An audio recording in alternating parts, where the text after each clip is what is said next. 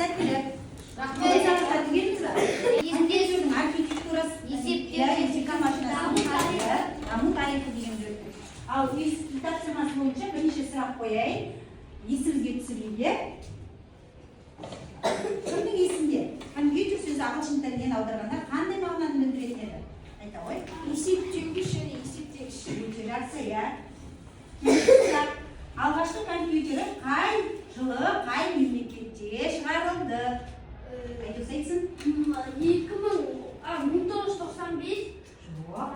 Айта ғой. 1952 шығарылды. ақш мемлекетінде шығарылды. Келесі сұрақ. 1834 жылы Чарльз Бейдж қандай құрылғыны ойлап тапты? Айта ғой. Аналитикалық машина. Я ол сосын қазіргі заманның компьютердің есіп атасы, иә? Я өте жақсы. Келесі сұрақ. Сол Чарльз Бейбидждің машинесіне, ойлап тапқан машинесіне программа ойлап тапқан кісі. Кім еді? Дүние жүзінде ең бірінші программалаушы. Айбек Гальдоров.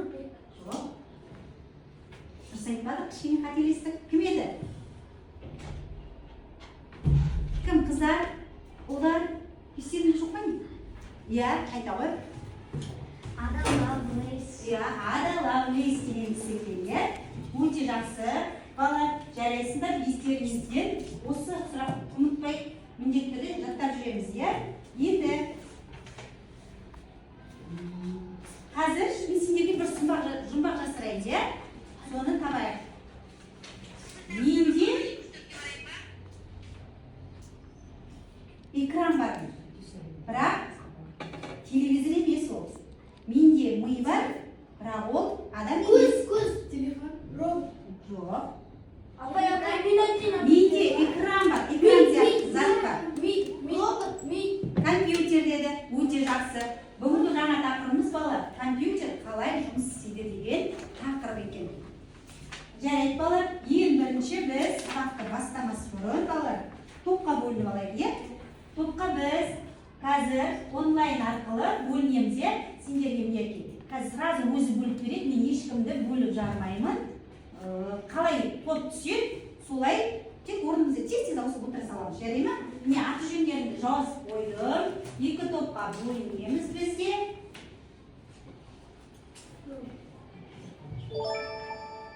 Ал бірінші топта, бірінші топ, мына топ болсын, жат тобы, иә? Айдос, Раян, Нұрай, Ақылбек, Айзере, Жігер. Екінші процессор тобымызға Рахман, Нұрлан, Гаухар, Ақерке, Нұрай. Тез отыра қойыңдар. бірінші топсыз. Иә, міне, экранда тұрып қараңыздар. Екінші топ. Жат тобы бірінші топ болады, процессор тобы екінші топ болады. Тез ауыстыра қойыңдар.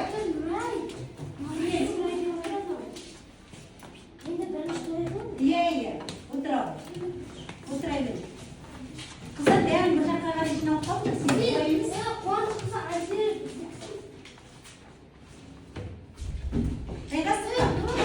Жарайды. Дәптер кітаптарыңызды ашайық.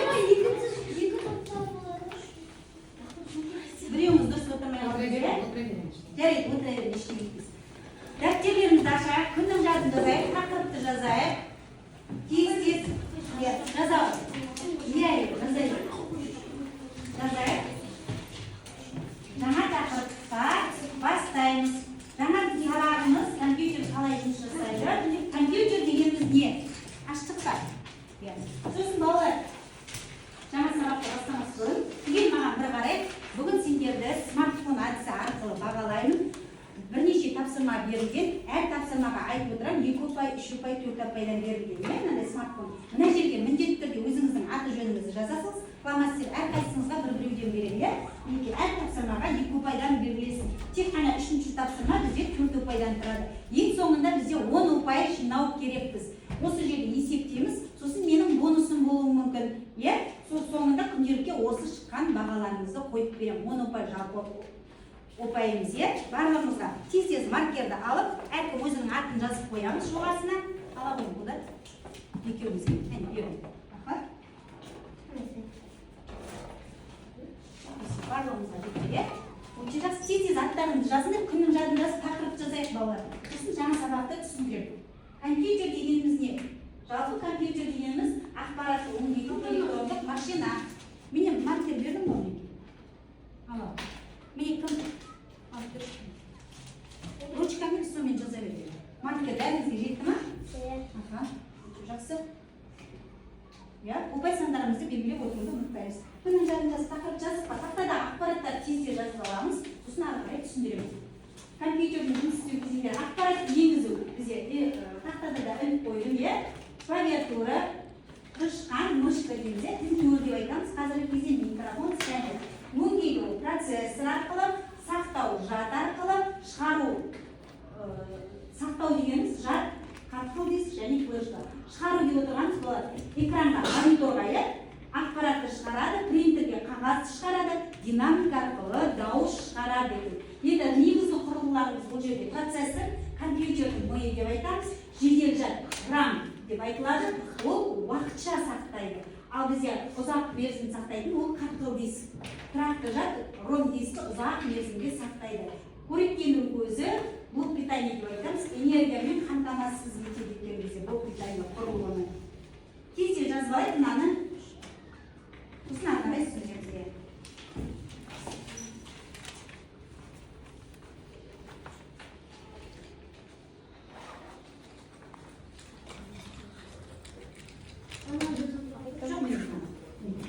Ақпарат енгізу, өңдеу, сақтау, шығару, негізгі құрылғылары.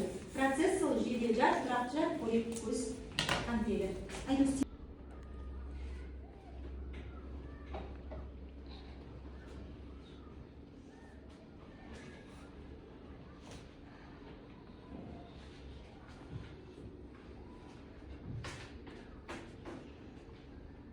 Бір құлақтарын менде болсын, иә? Мен сендерге ары қарай сабақты түсіндіре берейін, жеке-жеке тоқталамыз, өйткені бізде бұл тақырып екі тақырыпқа берілген ұзақ тақырып. Бүгінгі тақырыпта біз компьютердің ішкі құрылғылары туралы анығырақ, толығырақ танысамыз, келесі сабаққа да сосын жартысын өтеміз. Енді ол үшін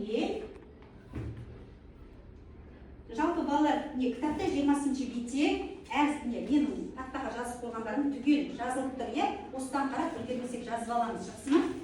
Аналық тақташа, процессор, қатқыл диск, қызметті қандай не істейткен, уақытты алмау үшін біз келесі ары қарай мен сендерге кітап тілімен түсіндірген кезде сендер дұрыс түсінбеулері мүмкін, бейінді диаграммасы арқылы сендердің адам анатомиясы арқылы мен сендердің компьютердің қалай қызмет жасайтын, қай құрылғы біздің дене мүшеміздің қалай қызмет атқаратыны туралы мына жерде дайындап беріп презентацияны. Қазір соны қосып көрейік. Осы жерден анығырақ жақсы түсінетін сияқтымыз.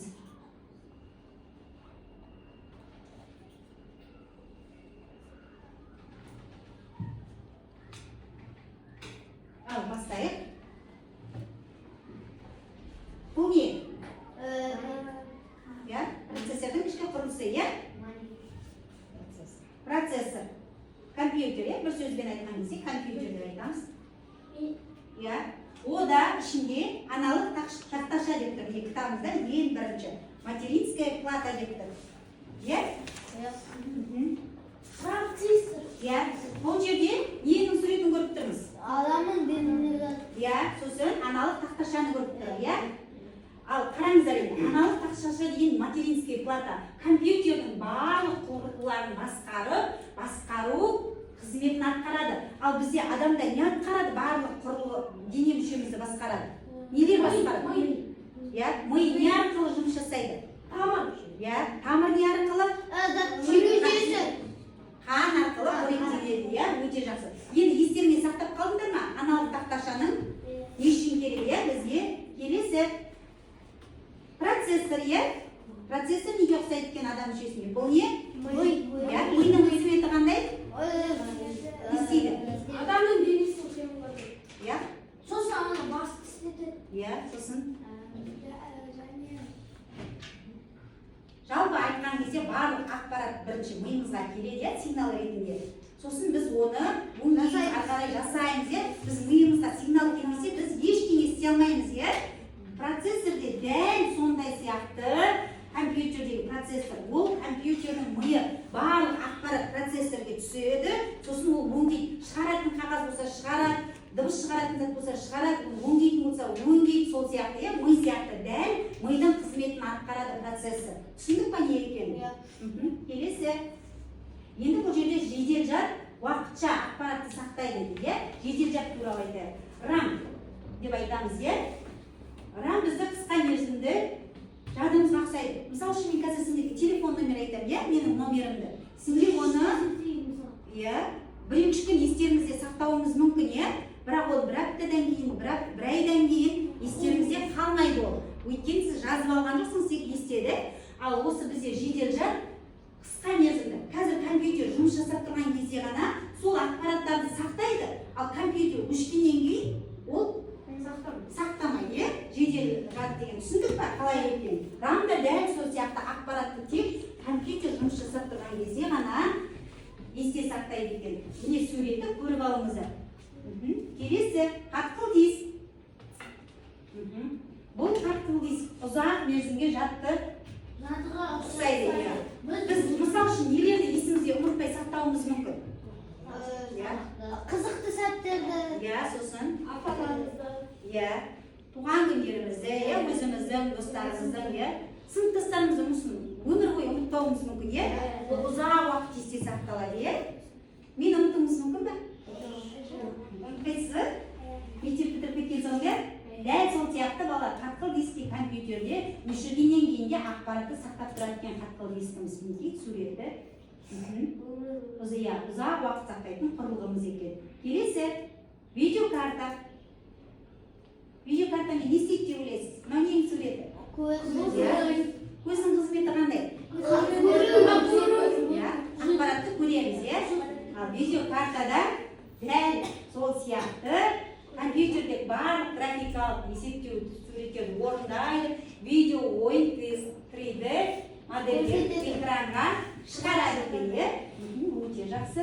Дыбыстық адаптер. Дене мүшесінде немен байланыстырылады дыбыс?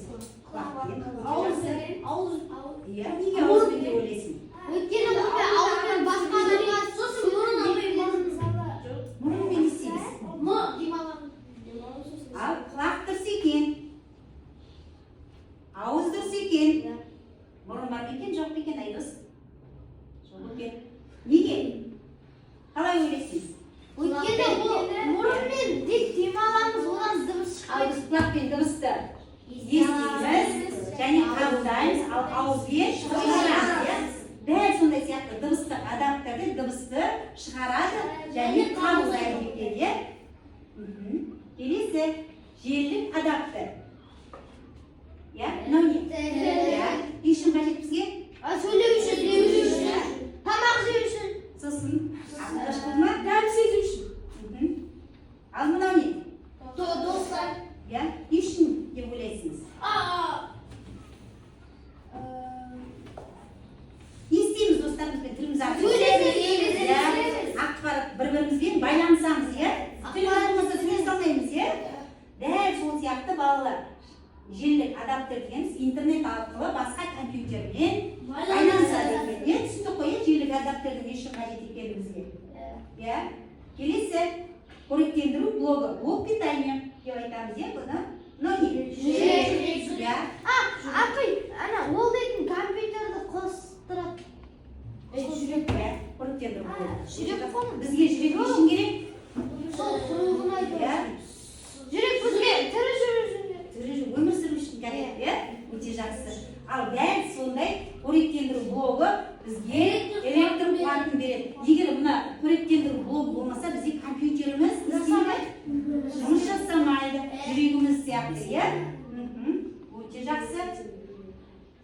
Қалай әрекеттеседі? Қалай әрекеттеседі екен?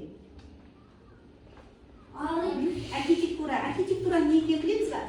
Не ол? Обычно. Архитектура. бәр нәрсенің архитектурасы болады, үй салған кезде неден бастаймыз? Сызбасынан.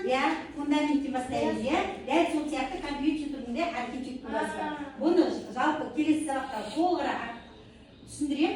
Қазір тек былай порттардан тұрады, бейнекарт, жеделкарт, қашқыл дисктерден тұрады. Архитектурасы компьютеріміздің жалпы компьютердің архитектурасы дегеніміз негізі құрылғылар қалай орналасқан және өзара қалай әрекеттескенін зерттейтін ғылым екен балалар. Мына жерде екен функционалды сызбасын жазатын анықтамасы бар дәптерге жазып аламыз, сонда сосын магистраль не көріп тұрмыз?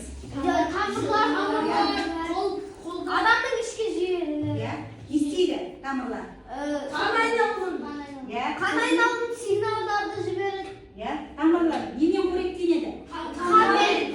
Сосын біз демалғанда немен қоректенеді? Оттегі деп айтамыз, оттегімен қоректенеді. Магистраль дәл сондай сияқты деректерді құрылғылар арасында тасымалдайды екен. Магистраль дегеніміз, компьютердің ішкі жолы немесе көлік жүйесі дейміз. Ол арқылы деректерді құрылғылар арасында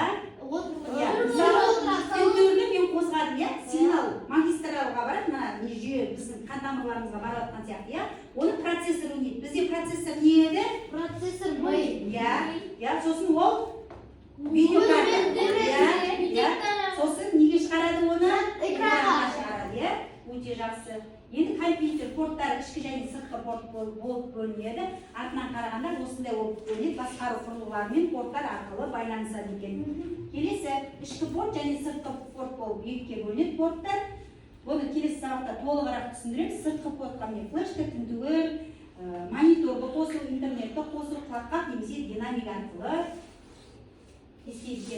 Енді балалар, менің түсіндірген затымнан да кішкене қалып қойған мәліметтер болуы мүмкін, қазір барлығымыз жиді білеміз, ChatGPT-ді білеміз, сендерге бір видео дайындап бердім, соны көрейік. Бірақ ол ағылшын тілінде. Мен сендерге оны қазір мына жерден тіке қосып көрейін, сізге түсінікті болу үшін.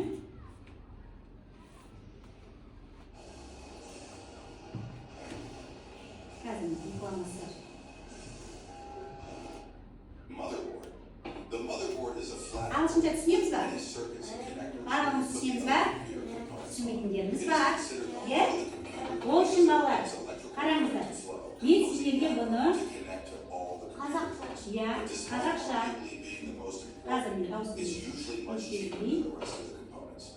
CPU, the central processing unit or processor, is a small square chip that sits on the motherboard, usually covered by a cooler.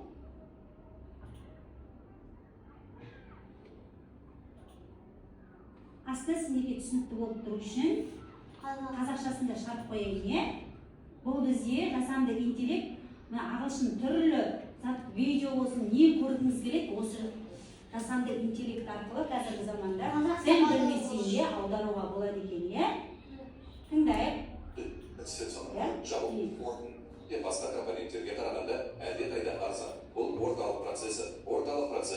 Бұл аналық платада орналасқан және әдетте салқындатқыш желдеткішпен жабылған шағын төртбұрышты чип. Оны көбінесе компьютердің миы деп атайды. Өйткені ол өте жылдам жұмыс істеу үшін қажетті барлық есептеуге мен нұсқауларды орындайды. Мысалы, бірдеңені теріп жатқанда және экранда сіз теріп жатқан сөздерді көрсеткенде, бағдарламаны ашқанда немесе интернетті жолу сияқты әрекеттерді орындағанда, мұның бәрі орталық процессорға байланысты. Кішкентай өлшеміне қарамастан, орталық процессор компьютердің ең қымбат және ең қуатты бөліктерінің бірі болып табылады. Графикалық карта, оны графикалық процессор деп те атайды.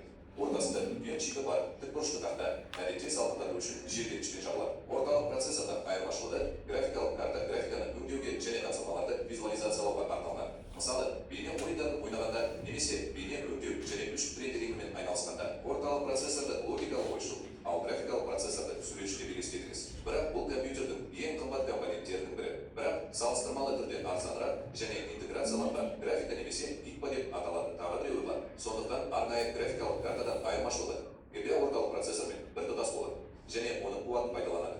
Бұл оны үнемді етеді, бірақ көбінесе өнімділікті төмендетеді. Сондықтан ауыр ойындарды ойнаған кезде кідірістерді болдырмау үшін төменгі графикалық параметрлерді пайдалану керек. Қатты диск. Бұл Бұл әдетте металдан жасалған орақ тәрізді сақтау құрылғысы. Ол компьютердің барлық деректері, соның ішінде операциялық жүйені, бағдарламаларды және фотосуреттер мен бейнелер сияқты жеке файлдарды сақтайды. Оның ішінде айналмалы магниттік диск және деректерді оқиды және жазады. Кішкентай жылжымалы бар қатты диск, сонымен қатар үлкен көлемдегі деректерді сақтауға қабілетті. Бірақ оған қол жеткізу өте баяу.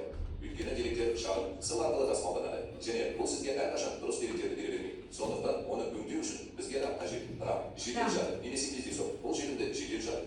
Бұл аналық платаға қосылады. Жіңішке 4 бұрышты флеш диск. Ол тек қатты дискідегі деректерді сақтайды. Оған орталық процессор тезірек қол жеткізу керек. Жұмысты жеңілдету үшін қатты диск әртүрлі заттарға толы гараж. Ал жедел жады сіздің құрал сөмкеңіз деп елестетіңіз. Сіздің гаражыңызда шашырақты заттар көп болғандықтан дұрыс құралдарды табу үшін біраз уақыт қажет. Бірақ егер сіз оларды құрал сайман сөмкеңізде сақтасаңыз, олардың көпшілігін сақтай алмайсыз. Бірақ сіз өзіңізге қажет нәрсені алу үшін алға қаламай қажет нәрсенің бәрін тез ала аласыз. Жүр осылай жұмыс істейді. Бірақ бір нәрсені еске сақтау керек. Деректерді үнемі сақтайтын қатты дискіден айырмашылығы жедел жад. Бұл компьютер өшірілгеннен кейін барлық деректерді өшіретін стабилизді жад. Бұл қатты күйдегі диск. Қатты күйдегі диск қатты дискімен бірдей функцияларды орындайды. Бірақ ол жылдамырақ және керек. Өйткені ол айналмалы дискпен шағын сымдарды емес, жад микросхемасын пайдаланады. Кейбір компьютерлер оны қатты дискімен немесе тек қатты күйдегі дискімен бірге пайдаланады. Бұл қатты дискіге қарағанда қымбатырақ, бірақ сапасының арқасында ол стандартқа айналды. Бұл салқындатқыш желдеткіш, орталық процессор сияқты кейбір аймақтар қызып кетуі мүмкін. Сондықтан бізге салқындатқыш желдеткіш қажет. Ол әдетте процессорда белгіленеді, немесе ыстық ауаны шығару үшін корпустың ішіне орналастырылады және өнімділіктің төмендеуіне немесе зақымдалуына жол бермеу үшін суық ауаны жібереді. Кейбір жоғары өнімді құрылғылар жылуды жақсырақ басқару үшін сұйық салқындатуды жақсарту ретінде пайдаланады. Бұл қуат көзі. Қуат көзі біз айтқан алдыңғы компьютер құрамдастарын қуаттандыру үшін қабырғадағы розеткадағы электр энергиясын түрлендіретін тікбұрышты қорап. Сіздің ақпаратыңыз үшін ноутбуктер портативті қуат көзі ретінде ішінде батареясы болса да қуат банкімен бірге келеді. Сымсыз карта. Бұл компьютерге физикалық дизайны кабелін пайдаланбай Wi-Fi желілеріне қосылуға мүмкіндік беретін шағын компонент. Егер компьютерде сымсыз карта болмаса,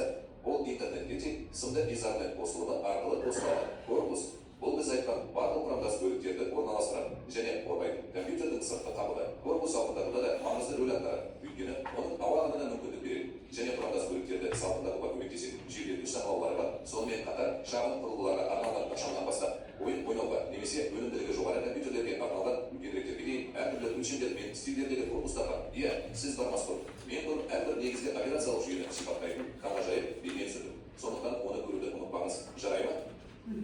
Өте жақсы. Түсіндік қой бүгінгі сабаққа, иә? Енді балалар, бүгінгі жаңа тақырып өткен тақырыптарымызға байланысты тапсырмалар орындайық, иә? Ол үшін мен сендерге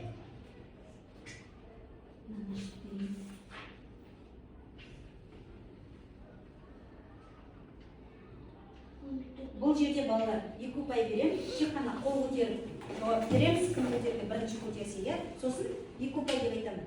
Бірінші тапсырмаға белгілеп отырамыз 2 ұпай, жарай ма? Ал кеттік, мұқият болайық. Бұл жерде уақыттары сол үшін жылдан табуға тырысуымыз керек. Видео адаптердің негізгі мақсаты қандай? Видео. Қол көтерейік. Кім? Оқыңдар. Қайсысы жауап? Кім болып көтеріп жауап береді? Уақыт. Қайсысы? Айта ғой қол көтеріп. Айта ғой. Видео адаптер негізгі қызмет мақсаты қандай? Видео. Қайсын? Айта ғой. Дыбыстық сигнал. Солай деп ойлайсың ба? Жоқ. Графикалық ақпараттарды дисплейге жіберетін экранымызға видео ақпарат көз арқылы көрдік қой біз жаңа оны. Енді аналық тақташаның қызметі материнская плата. Айта ғой. Ол не істейтін еді жаңа? ішкі құрылғын өзара байланыстыру. Өте жақсы. Ұпай. Өзіңе белгілеп отырамыз. Келесі. Ақыл диск. Ол жерде балалар 2 дұрыс жауап бар. Екеуін белгілеуіміз қажет. Айта ғой. Ол ақпараттарды ұзақ уақыт сақтайды. Және сақтау құрылғысы. Өте жақсы. 2 ұпайымызды белгілеп отырмыз. Келесі сұрақ. Дыбыстық адаптердің негізгі функциясы. Дыбыс. Айта ғой. Дыбыс.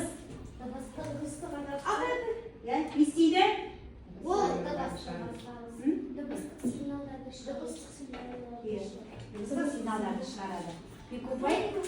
Yukupay deydi. Kelesi. Qo'riqtendiruv blogi kompyuterda qanday xizmat atqaradi? Qo'riqtendiruv. Nima qo'riqtendiruv? Aytasiz va qanday aytadi? Tamoqni qo'riqtendiruv. Kompyuter tamoqlanadimi? Voy, ana qo'riqtendiruv deydi. To'qpiy qo'riqtendiruv. To'qpiymi?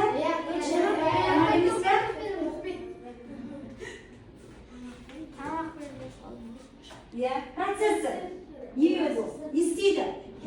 O kompüterin miyi edi. Ya? İstedi baribir axborotlarni qayta qo'y. Ha? Qayta qo'y. Ya? O'ngaydi u protsessor bizning miyimiz ya. Uncha yaxshi Yukupay belgilaydi. Kelesi qurilmalardan qaysisi saqlov qurg'usina жатadi? Ikki javob. Javob bermagin. Hayda sana aytib ko'raman.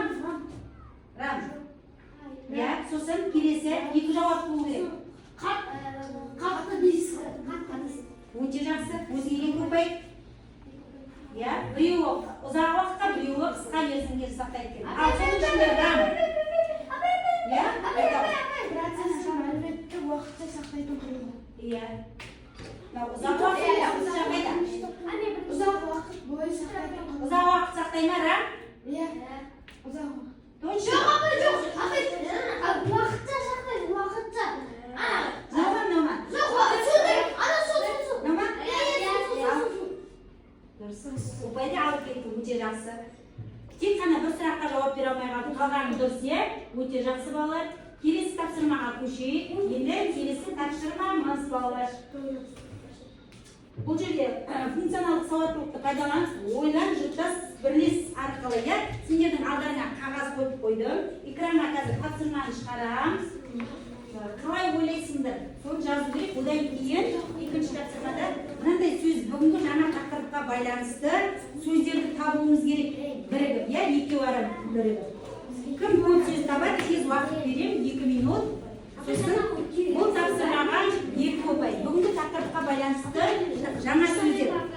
Sumar kelmay belgilayveramiz qanday so'z. So'zni turib o'qib berasizmiz. Ikkovimiz, jup topshirma. Beraver, qasimga qo'shib, uchov bo'lgandan keyin o'qib qolsang. Ketma qog'ozlarni. Ya, apaylarga yozib qo'yaver. Qarab o'tirganda. Al, 2 minut vaqtlarimiz ketdi. Kim qancha so'z topadi ekan? Hop. Siz verin.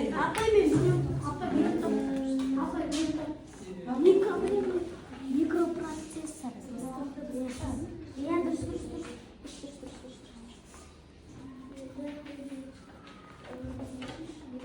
Sen siz verin.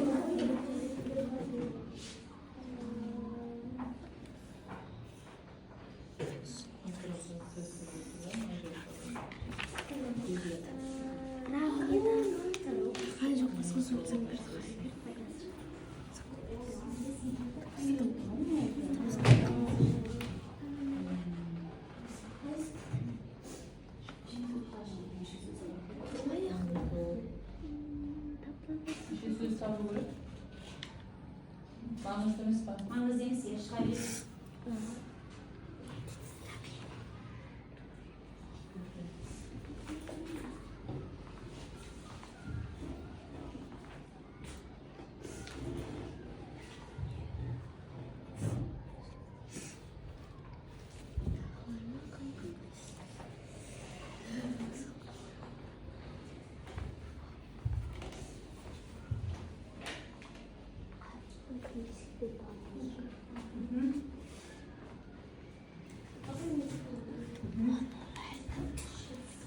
Vaqt chamaları.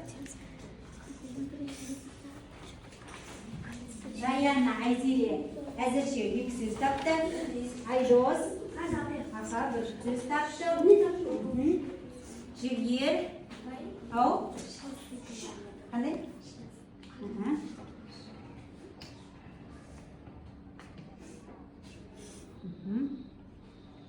Nuray, o'ta yaxshi. Hop. Қыздар ұзақ сөзден тұратын бір сөз тауыпты, өте жақсы. Гаухар мен Нұрай. Апай көрсетпейінші. Апай көрсетпейінші. Апай оны бізге көрсет. Айдос, көмек қажет па?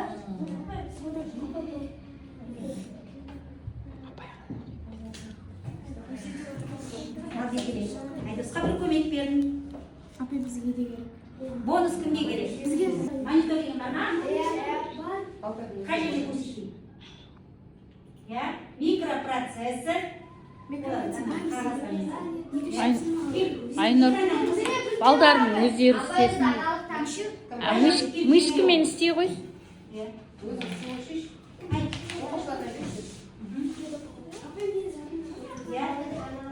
Қай жерде көрсет қолымен? Монитор қай жерде? Кел, тез көрсетеміз.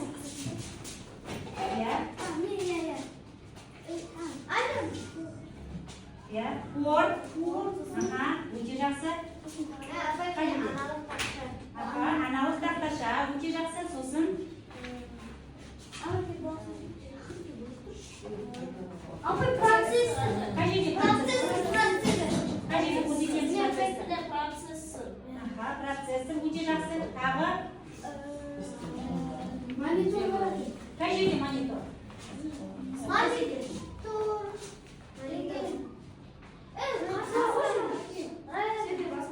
Қай жерде монитор? Таптық па?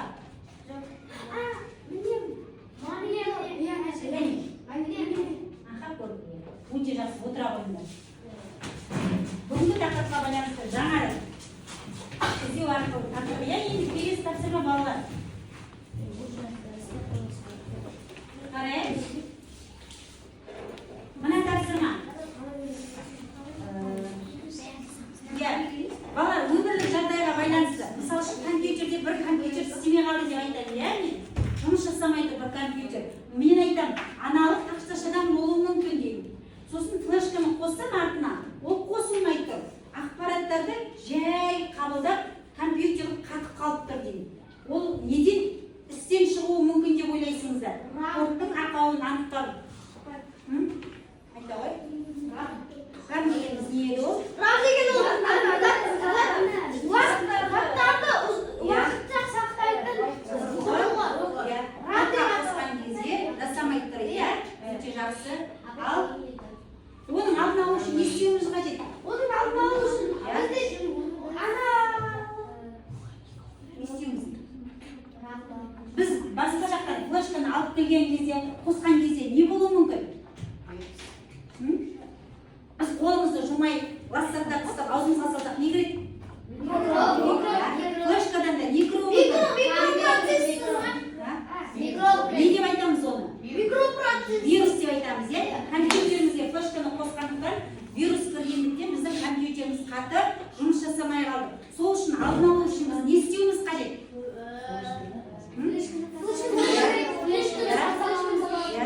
Соткаларымызда қатып қалса біз не істейміз? Қандай программа қолданамыз? Енді біз қолымызға ішімізге вирус кірмеу үшін сабындап жуамыз қолымызды, микроб кірмеу үшін. Ал компьютерге вирус кірмеу үшін не істеуіміз керек деп ойлайсыңдар? тазалап тұрмын. Оны антивирус арқылы, программа арқылы тазалап тұруымыз керек вирустарды. Өте жақсы, өзіңізге екі ұпай белгілейміз. Жарайды балалар. Енді келесі ғасырын сөзді таптық, бізге уақыт шамалап келеді. Екінші тапсырмаға алапайыз? Үшінші тапсырма. Енді бізде соңғы тапсырмамыз балалар. Бұны телефонымыз арқылы чат-GPT-ді пайдалануымыз керек. 204-ші кабинет дегенде интернетпен несін логин паролін жазып қойдым. Көрдік па? Көрдік па?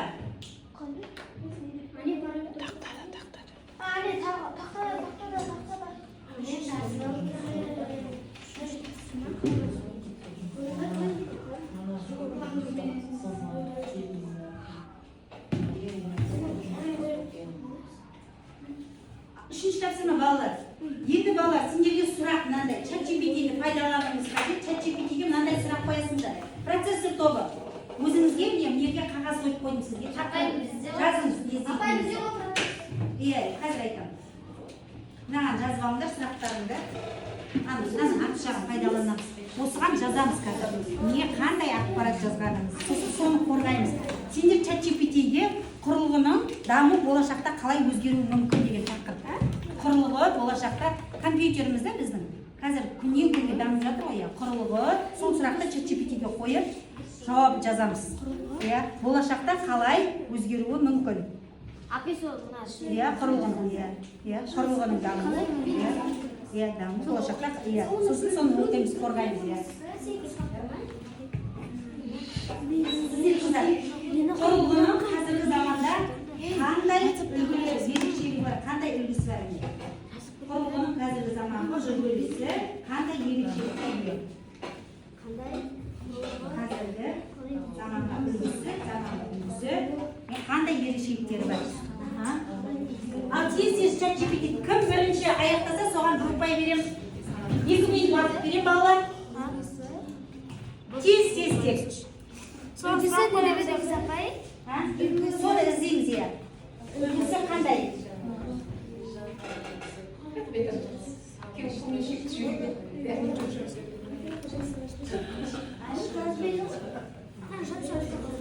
Қандай екен? Тез қорғаймыз,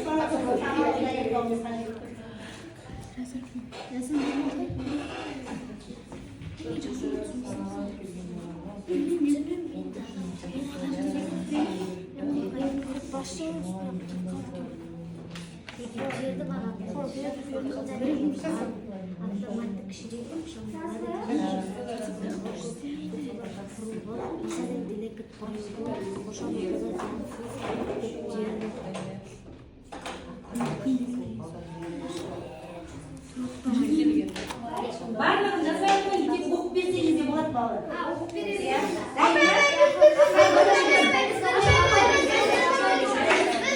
Тыныш, ал, топ. 4 ұпай береміз, әр топқа дос тегір. Менің жауапқа жақсы десем, иә? Әр қайсыңызға. Оқи ғой. Ақылды құрылғылар, смартфондар, смарт сағаттар, ақылды үйлер мен басқа да интернетке қосылған құрылғылар. Бұл құрылғылар өзара байланысты болып, қолданушыларға өмірді жеңілдетуге көмектеседі. Жасанды интеллект. AI негізіндегі құрылғылар, олар деректерді өңдеп, шешім қабылдай алады. Мысалы, дауылсыз көмекшілер, автономды көліктер, роботтар деген сияқты. Киілетін құрылғылар, фитнес трекерлері, смарт айнектер, медициналық мониторлар, бұл құрылғылар адамның денсаулығын бақылап, оған қажетті ақпараттарды бере алады. 3D, 3D принтерлер мен жасушалық өңделмелері. Жаңа материалдар мен өнімдерді шығару үшін қолданылатын заманауи құрылғылар. Бұл сала биомедицина, құрылыс және өнеркәсіпте үлкен өзгерістерге әкелуде.